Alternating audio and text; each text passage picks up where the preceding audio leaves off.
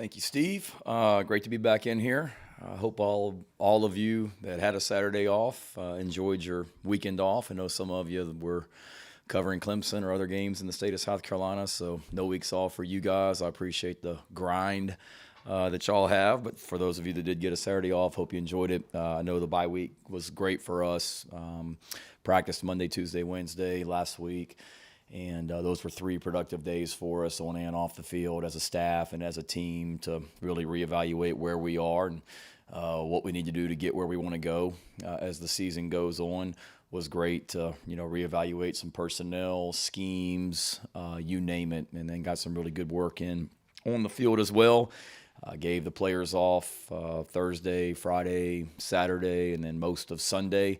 They needed to get away physically and mentally. It's been a long 5 weeks. It's been a grind. The month of August combined with that, really haven't had any days off. As a staff, we haven't. And the players, not much of one other than the Mondays that they have during the season. That's our mandatory day off. So it's good for everybody to get away. Got back in here on Sunday evening and our Sunday late afternoon, had practice and meetings, and that was good. The energy has been really, really good. The work on the field Sunday night and today has been really, really good as well. So gave us a chance to get healthy and reset as we go down these last 7 games now that we're into October and then going into November. Also got a big opportunity Saturday. Great to be back in Williams-Brice Stadium as well for a Saturday afternoon 3:30 game. SEC Network, going to be an awesome environment. Want to thank our fans. I know this thing was sold out already when the kickoff time was announced. So another example of how we have the greatest fans in all of America, and they showed it again with that. Home field environment has been awesome for us this season, and I know Saturday will be no different as we get our second SEC game of the year in Williams-Brice Stadium against a really good football team coming in here. They've 4-2 right now. Quarterback that transferred in is playing really well. He's completing over 80% of his passes in SEC football games, so I think he's 78 overall. But if you look at just the SEC games that he's played in against some pretty good defenses, he's completing over 80%. Really talented group of running backs, great vision, can run with power, can make you miss. Talented receivers, tight end that really had a great game Saturday against Vanderbilt. Talented offensive line, big and physical. Defensively, active in the front 7. Their defensive line is huge, athletic at linebacker, and then some elite players in the secondary as well. So they're a team that continues to get better each week. Played really, really well against Vanderbilt on Saturday in all 3 phases, and we'll have to play really, really well on Saturday. But like our team and like the way that we've worked today in practice and our mindset right now as we go into the last seven games of the season as well. So Colin, saw the news that you just announced that you're moving on, so wanted to thank you for everything that you've done for our program and how professional and great you are and all that you do. So best of luck. Going to miss you, and hopefully you're not going far in your next chapter also, but good luck to you. So David, questions? One thing that'll never change, David getting the first question. Doesn't have to be that way. Appreciate it. Shane, if you could give us an update on Juice Wells and the rest of the injuries. Yep, sorry, forgot all about that. The emotion of Colin leaving us got me sidetracked, David, on that one as well. So sorry, I got to regroup. Juice is I would say doubtful for this week. He met with the specialist this morning up in Charlotte. Just saw him in the training room a little bit ago when I got off the practice field. The injury is really healing well. On the fast track from a healing process. Certainly don't want to put Juice out there before he's ready, and don't want Juice going out there without the right mindset as well. So I think it clearly could be surely will be a week-to-week thing. It is healing at a really, really good pace. And nobody wants to be out there more than Juice, but I would say he's doubtful this week, but wouldn't 100% close the door on anything. And everybody else is really really good. Case and Henry won't play this week, but he is getting closer to being able to play. Hopefully by the end of the month, we'll see him back out there. It's every day I walk through the weight room on the way to the practice field, and you see Marquis Anderson in there, you see Jalen Nichols, you see Ryan Brubaker. You see Nye, who got hurt last week. So you see all these linemen and Kaysen as well, and makes you I'm like, man, there's half our O-line in here rehabbing on the way to the practice field. So it'd be nice to get some of those guys back. Kaysen's on track, and then defensively, really everybody's good. Spalding was limited last week with a wrist, but he practiced today and was fine, and really no limitations at this point for anybody.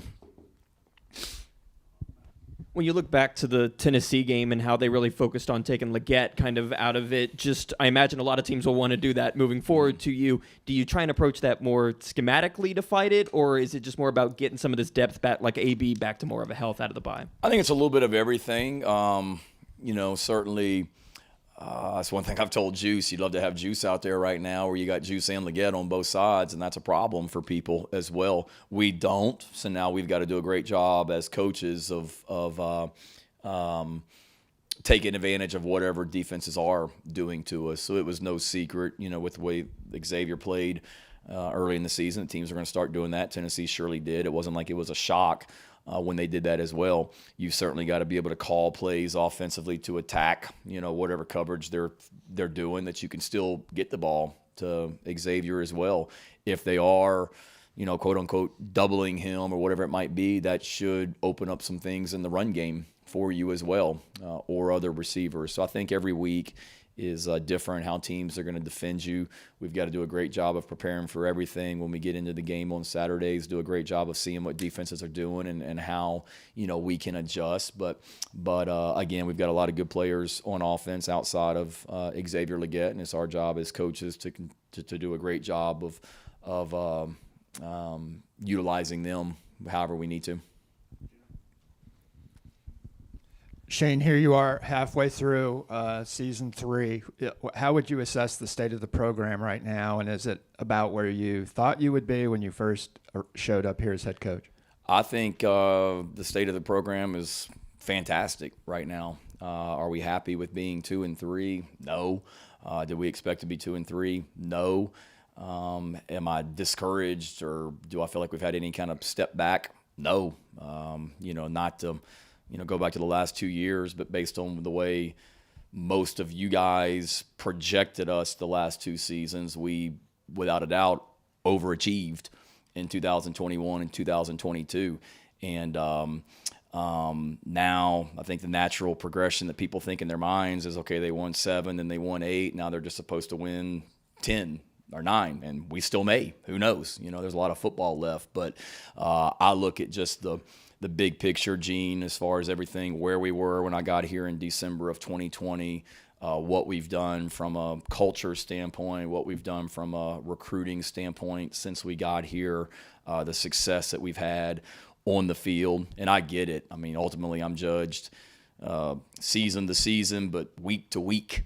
And you're judged on wins and losses. And right now in 2023, we're not good enough because we're 2-3. But, I also look at the big picture as far as the progress that we have made since we got here, the football that's still left to be played in this season as well. I see a group of guys that love being around one another in this program, players, coaches, and staff. I see the way they compete out there on the practice field. I see the guys that – I see the recruiting progress that we've made where each year has been better and better from a recruiting standpoint. I see the young freshmen that we're playing right now. I see the kids the young men that are seniors in high school right now that'll be a part of this program next year, as well as the guys that are juniors in high school right now that are really excited about what we're doing. So I couldn't be more fired up, not necessarily fired up about being 2-3, but could not be more fired up about the future. And in my mind, I'm thinking long term, and again, I get it. You don't get like a 6-year rebuilding plan as well. I understand that you're coaching at the highest level and you're expected to win, but I also know how far we've come since December 2020, and that we're just scratching the surface of where we're going to be as a program also. Shane, speaking about depth from a defensive standpoint, how valuable has Debo been, not just from a talent standpoint, but just being able to use him as much as you have? And number two, kind of going off from that, how important was this past week for a young guy like Pup Howard, and how much have you continued to see him grow as you look to probably provide some more depth at linebacker in particular? Yeah, we need to play more guys on defense. We've talked about that. Part of the issue with us in the fourth quarter at Tennessee was Boogie and Tonka were playing literally every play with TJ out, and we got to get other guys to help those guys. Same thing at linebacker. We went from the North Carolina game where Stone, Blanton, and Debo played every snap in that game to now, Pup and Bam are playing. I think last game they played around 20 plays, and the other two played around 50 or so. So you'd love to get that number where all four of those guys are kind of rotating also. So to answer your first question, Debo's been fantastic. He's been a great leader for us, steady, at that position. We don't want to ask him or Stone to play every play of the game. And then the bye week was great for Bam. The bye week was great for Pup. Who else? Ronnie Porter is in that room. Andrew Colasurdo, Jaron Willis. There's some other young linebackers in there that bye week was good for as well to get those guys better, because we'd love to be able to get it where, not necessarily where the four of those guys are splitting reps, but where Bam and Pup can continue to play even more defensively, because if they're able to do that, now you're able to utilize all four of them on special teams, and Stone can get back to covering kicks and covering punts and things like that, which he hasn't done as much of this year. He and Debo both, who they were core special teams guys for us last year because of our depth at linebacker, and those other guys being a little slow to come along, we've not been using them as much on special teams. So it would be great. The more bodies you have, the more it helps offense, defense, and special teams. Kind of stick with some of those young guys on defense. When you look at Dez and Xavier and Pup, are there specific things that you're kind of looking to see from them that will make you feel confident in their readiness for a game? And just kind of what does college readiness look like at this stage in the year for a freshman trying to get into the game? Yeah, no, there's a fine line of saying, okay, let's simplify everything that we're doing so those guys can just get in there and go play. But then you also want to make sure you have enough defense where you can adjust, and you, Coach White may have 6 defensive calls. Well, all 6 defensive calls would have an adjustment to this formation. And then if they lined up an empty, they got to adjust this way. And then if they lined up in a bunch set, you may adjust this way. And then if they line up with formation into the boundary, you have to adjust this way. Or they come out with a wildcat quarterback, you have this adjustment. So every call you have on defense is like times whatever, because there's adjustments, and that's just universal playing defense. So one, you got to, you want to make sure that those guys, especially at the linebacker position, because they're the ones that are typically making calls and helping the defensive linemen not helping them get lined up, but communicating checks and things like that along with the secondary. So you've got to be able to do that. They've got to continue to show that. But then we also need to make sure that we're doing a good enough job as coaches of not asking these guys to do too much, and being able to get them out there and let them go play. And then they've got to be able to show that in practice with the techniques and the fundamentals and the effort that you want to see, where if they're responsible for the B gap, whether it's a defensive tackle or the linebacker, they own the B gap, and they get off blocks and they can tackle and things like that as well. But, we talked about it as a staff last week or maybe on Sunday when we got back.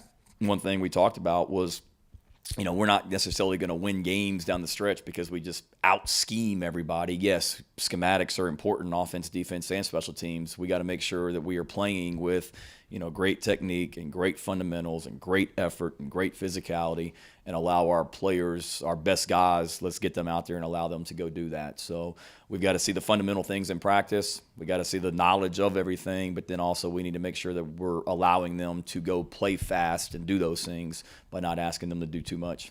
Hope that answers your question. I know. Okay. Hey, Shane, we had a couple of players in here, and they talked about the benefits of the bye week of rest and healing.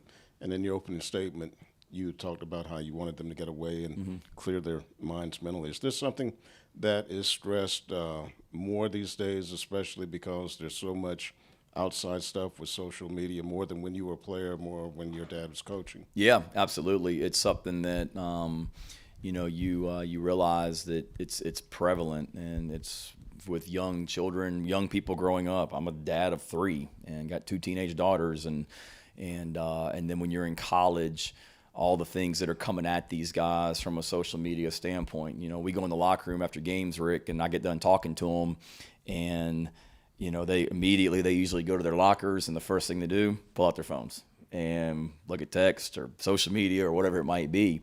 And that was here, that was Oklahoma, that was wherever for sure. So I think that's that's critically important to make sure that you have a great balance. And we got some guys on our team Saturday that probably watched college football all day, and we got some guys that probably didn't watch a snap of football and just wanted to get away from it. And both of them are okay, because I think you gotta keep in mind. We went to dinner here in Columbia. Emily and I did, my wife and I, with a couple friends on Tuesday night last week, and 6 of the players were at the restaurant that we were eating at here in town, and they came up to the table afterwards to say hello. And when they left, the couple that we were with made the comment that they're kids. And they're not so much kids, they're young men, but they're 18, 19 young men that have 18, 19, 20-year-old young men issues, just like anybody else at that age. And I know everybody sees them out there on Saturdays as, in the garnet and black, and there's great responsibility that comes with that, but also making sure that we, everyone that's watching them realize too that they're college students just like everybody else, and they have problems just like everybody else also. So certainly on the off weekend, it was good for everyone. Me to get away from it, and then the players and coaches as well to be able to come back in here and refresh and ready to go on Sunday, because it is a long season, and you want to make sure you're at your best as you go forward. Shane, what's your relationship with Billy? I'm guessing you two cross paths a bunch when you were here working in the state as assistants, and through the years on similar tracks to where you are now. I'd say the relationship is good. He was at Clemson when I was at South Carolina. Obviously, he was, I think 2010 was my last year here, and I believe he was the coordinator that year at Clemson. So he was the coordinator, and he was an assistant coach or involved with the program most of the years that I was here, at South Carolina. So I knew him because we were both assistant coaches, here at South Carolina, and he at Clemson during that time. And then, certainly followed him from afar when he went to Alabama, then Arizona State, and then followed his success at Louisiana, and then really just probably reconnected when we both, came back to the SEC. So see each other at, SEC meetings and things like that as well. So a lot of respect for the job that he did at Louisiana and what he's doing at Florida also, and then the job he did at Clemson when he was up there working for Dabo also. On both lines of scrimmage, I guess things are a little in flux with a few of the guys there, whether it's a guard or right tackle or whatever. Can you share what's going on with those 2 spots, or maybe you're trying to sit on that till this weekend? I can't. Please.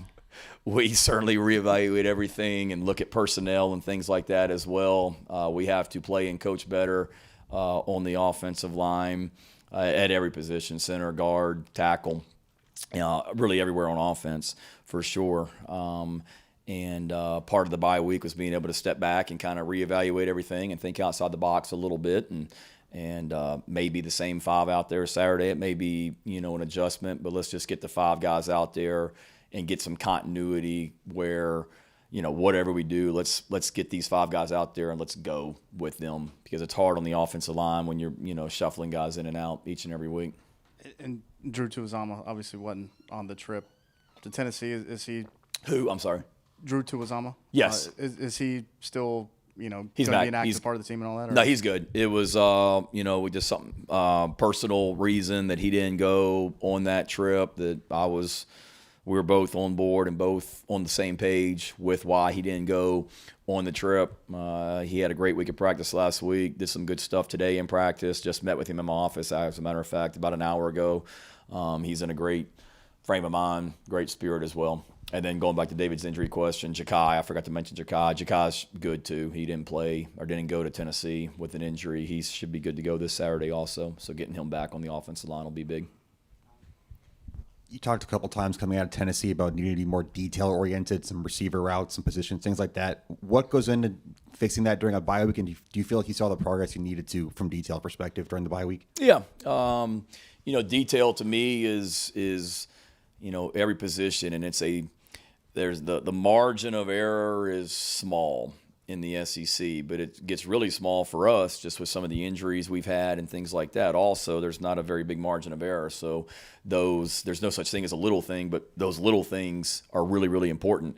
And it may be running a route at the right depth, and that was an issue against Tennessee. It may be taking the proper depth or proper drop at quarterback and not taking an extra step where now you're too far or too far back or too close to the offensive line in the pocket. Or it might be, you're the tight end and you're responsible for cutting off the gap inside of you, and you don't get your hat inside of the defensive end. So now you lose on that block. Or getting out of a gap at defensive tackle, or you're a safety and you're supposed to be on top of the ball 10 yards deep when the ball snapped, and instead you're over the tackle 12 yards deep and a run spits out of there for an explosive play. So to me, the detail things are everywhere. You go back and you just constantly, harp on it. You make sure you look at what you're doing offensively and defensively, and making sure you're not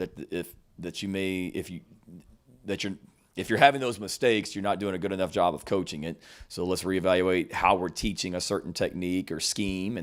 And then for us, the bye week was good too, to be able to go back. And I know, Dow, I guess, comes in here tomorrow. He can talk about it. But offensively, they went back and we looked at every negative run sack that we've had and what caused it. And a lot of it wasn't necessarily a mental error. It was just a, poor technique or whatnot, which to me is detail. And, let's go back and really, really, really hone in on the details and the techniques. And that's what we did in practice last week. We didn't do any scout team work. It was all good work against each other, but a lot of competitive, one-on-one technique, fundamental things too. Shane, this team has recently been pretty good about coming back after a bye, getting a win when needed and things like that. How do you as a coach kind of approach that? What is there like something different about coming back? Does it feel like it's a fresh start that first time? What do you kind of see when you think of like going into that first game after a bye week? I don't know, because it's two different spectrums. 2 years ago, we had just gotten the crap kicked out of us by Texas A&M. And then that was a reset. Let's come back, and we're better than what we just showed in College Station on Saturday night. Let's get better this week. And then we got a great opportunity with Florida coming to Florida coming to town. That was 2 years ago. Last year had a huge win over Kentucky on the road at night. And now you got an off week of everybody telling you how great you are, but you got Texas A&M coming to town. Let's continue to build on this. So we don't talk so much about the previous game. We didn't talk anymore about Tennessee after we got back and met on Sunday after we got back from Knoxville. Bless you.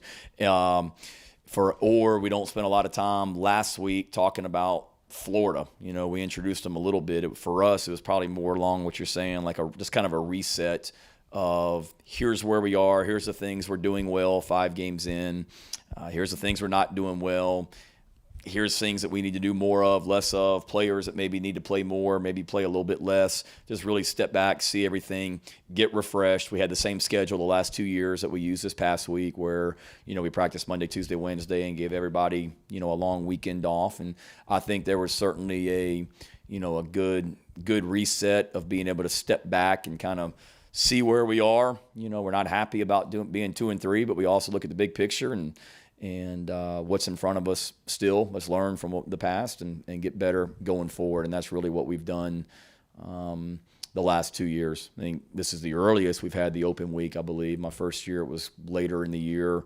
Last year was middle of October, if I'm not mistaken. And then this year's been a little bit early, but it's the same thought process both years, and then this year as well. Just want to get your opinion on this. Your friend Mark Stoops on his call-in show last night said, quote, "I can promise you, Georgia, they bought some pretty good players. You're allowed to these days. We could use some help," end quote. just wondering how you feel about it, one of your rival coaches talking so openly about buying players, and our coaches sort of, generally speaking, kind of letting their hair down when it comes to now talking about NIL and just flat out buying players. Is that an image that college football needs? I was waiting for somebody to ask me that. I'm shocked it was you, Phil, as well. Great question, though, and it is a great question. I did see that comment last night from Coach Stoops. I don't know. I can't speak for his program. I can't speak for the Georgia program, but NIL is certainly a major factor, not just in college football, but all across college athletics right now in every sport, whether it be with Coach Staley and her women's team, or Coach Paris, or Coach Kingston, or Bill McDonald and Kaylin Anderson on golf, and on and on and on. I mean, I can name all the sports here at Carolina. NIL is part of it, and particularly with young men and women that are transferring from a school for different reasons as well.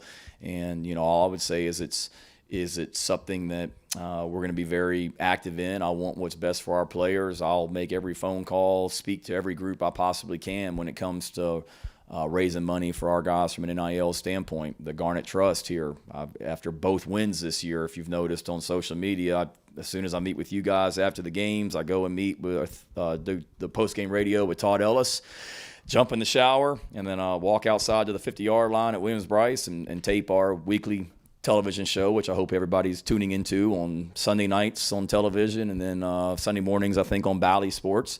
But then as soon as that's over, the last both wins this year, I've done something for the Garnet Trust, and made a video that we pumped out on social media encouraging fans to give. And that is the name of the game. And whether you agree with NIL, don't agree with NIL, if you want to win at the highest level and you want to win championships like we do here at Carolina, we're going to have to be very active from an NIL standpoint, collective standpoint, and that is the Garnet Trust for us. So we've got some people that have done some great things for our student athletes, and thankful for them. And frankly, we need more of them as well. So absolutely, I hear Coach Stoops and what he's saying, and I'm grateful for our fans and every amount of money that they give to this university, this football program, paying money to come to games at Williams-Brice Stadium. But for those that have the ability to give, we need you for sure. Shane, you mentioned reevaluating personnel and scheme in the bye week. Not asking you to reveal state secrets, but as you kind of did a quality control assessment, what do you feel like were some of the biggest takeaways for you and the staff as you move forward to the final 7 games?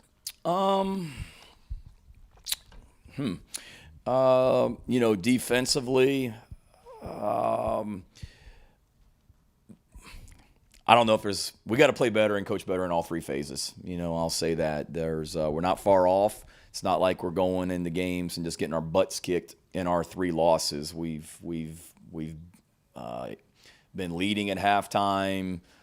I think UNC. We were down at halftime, tied at halftime. I can't remember.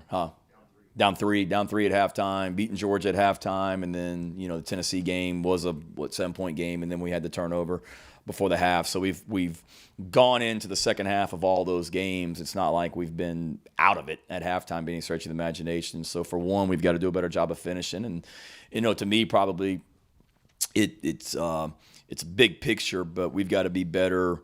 Situational football, offense and defense particularly. When we get teams in third down, our defense, we got to get off the field. When we're in third down offensively, we got to stay on the field.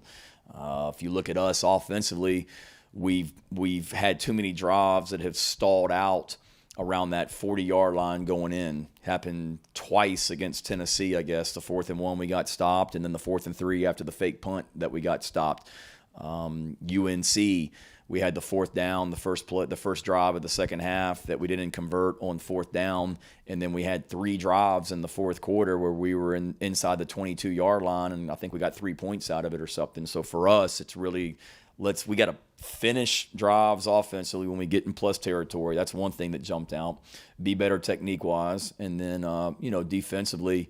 It's just continuing to just develop depth and issues where we just got to continue to play guys. And are there things from a schematic standpoint that we need to be doing, differently as well in all three phases to help our guys. And it was good too, because I was able to sit down last week. I met with, I think, 15 of our players last week individually, just kind of talking to them about their mindset. And there may be things that I don't see, things that I'm missing that I wanted them to be able to talk to me freely about as well. And that was some good meetings that I had with some of our guys last week to help us going forward also. Shane, Clayton's talked a lot about trying to improve the tackles for loss. That, in the course of a game, you probably get 4 or 5 anyway, but the numbers have been down. How do you emphasize that in practice? And as a quick follow, is TJ Sanders okay? TJ's okay. Yeah, he was limited last week coming off the injury he had in the Tennessee game, but he did everything today in practice and did it well, so he's fine. Tackles for loss, it's a fine line. We've got to win one-on-ones, and, I've talked about that. You look back at the Tennessee game, though, most of Tennessee's passes was going to be a 7-man protection. They kept the tight end in, and they kept the running back in, so they're blocking. If we're rushing 4, they're blocking our 4 with 7. And so they've got odds. There's double teams in there, but somebody's blocked one-on-one, so we've got to win those one-on-ones. When we do bring pressure's got to get home. I mean, we had some pressures called against Tennessee that we didn't get there, and then quarterback either scrambles or throws the ball downfield when we called a pressure, trying to create some negative plays.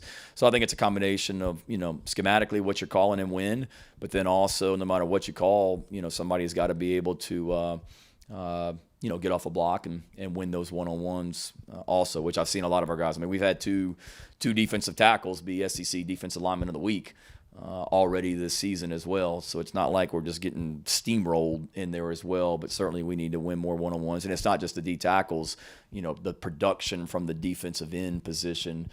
Certainly Jordan Strawn had the strip sack against Mississippi State, but we need more of that going down the stretch also for sure. Are you bringing up with the guys last year's Florida game at all as motivation, or is it very much the message to them, new teams, new year, new game? I haven't mentioned it one time and don't plan on it.